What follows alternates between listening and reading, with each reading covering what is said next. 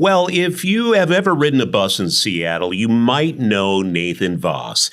Or maybe you've just been on a bus and you've had a driver look you in the eye and smile hello. He is joining us here in the studio now as we talk about his new book, which is called Deciding to See. Nathan, thanks for joining us here on Seattle's Morning News. A pleasure to be here. Thank you, Charlie. So hold on just a second. You are an accomplished artist, a filmmaker, an author, and a bus driver? I can't help myself. They're all such fun things to do, and I like to dabble. What's your favorite? Oh, boy. Whichever one I'm doing at the moment, I guess. Yeah. So you have been writing a book for, I'm assuming, quite a while now, and finally it is out. What is Deciding to See about? It's a follow-up to my previous book, which was called The Lines That Make Us. That was a collection of stories, true stories of things that had happened on my bus, mostly unexpectedly positive things. Other people can write about all the awful things that are going on. You know, I wanted to focus on the good stuff, especially nowadays when we're going through some tough times. And we want to celebrate the positive and find hope. This new book is a little more centered around that.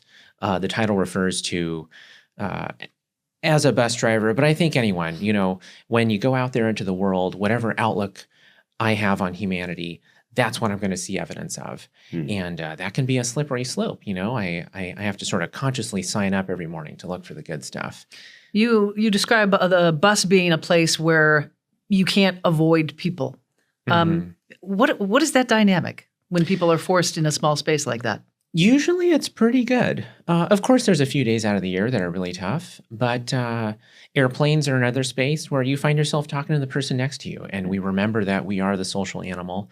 And this job became a lot different for me once I realized that respecting everyone, treating everyone as if they're already my friend, regardless of who they are, dramatically changed my experience out there on the road. Anyone you talk to on the street will tell you that the real currency of the street is not money, but respect. And as long as I'm respecting everyone, acknowledging people just want to be seen, you know, and heard, just like the rest of us. When you're driving a bus, I'm sure you meet people from all walks of life, right? What has that taught you about Seattle and King County? Gosh, such a broad question. I guess the best answer would be the book. Check it out. But it's a reminder that we have a lot more in common than we don't.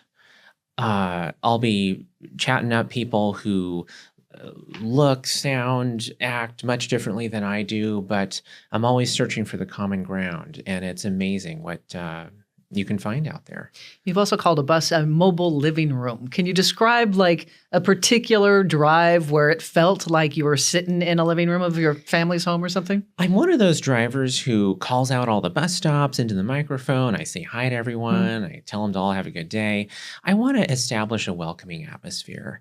Buses like the street are such a liminal space, and we often don't think about the fact that they can come to feel like community. You can sort of establish kind of a small town vibe in the big city because you're driving the same bus every day and you get to know people. Speaking of a welcoming space, Seattle is known for the Seattle freeze. It sure is. So describe to me how maybe a bus is an antidote to that. I feel like those of us who don't like the freeze are fighting it one person at a time. You know, I go out of my way to try to say hi to everyone. I'm not able to pull this off all the time. Sometimes you do want to be alone, but the bus is an opportunity to try out, if you feel safe, you know, to interact with others. And especially when I'm in, work mode, it makes sense that it would be natural for me to greet everyone. And that's my way of trying to fight the freeze. We are a news radio station, and I don't want to be a downer, but we have had to talk about some serious things that have happened on buses. Are you ever worried about your safety?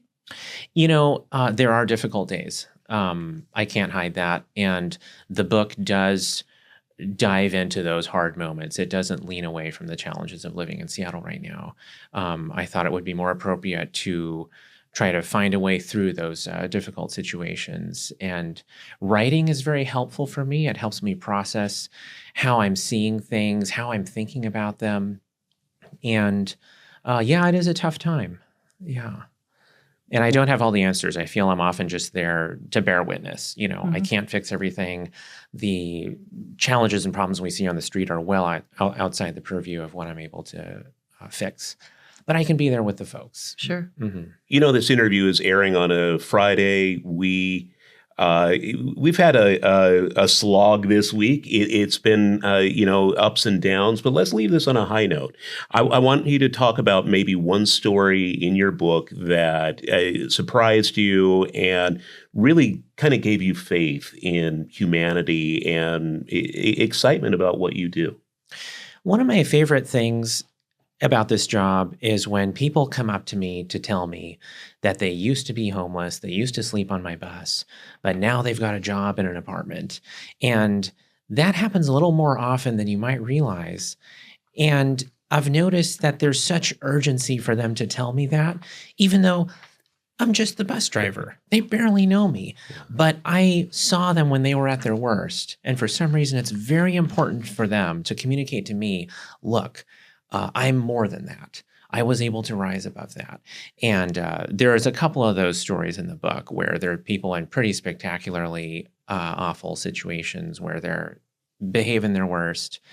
And 100 pages later, they show up again. And it's like night and day. And I try to always give people the benefit of the doubt. You have such a pleasant demeanor. I would come back and say hello to you, too. Thank you. Absolutely. The book is called Deciding to See, and it really does sound like people feel seen on your bus, Nathan.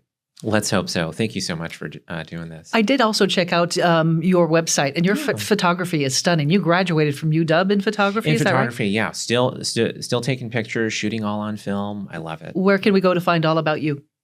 My website is just my name, nathanvoss.com. Tons of stuff on there. Nathan Voss, thanks for joining us on Seattle's Morning News. A pleasure to be here. Thanks so much for having me.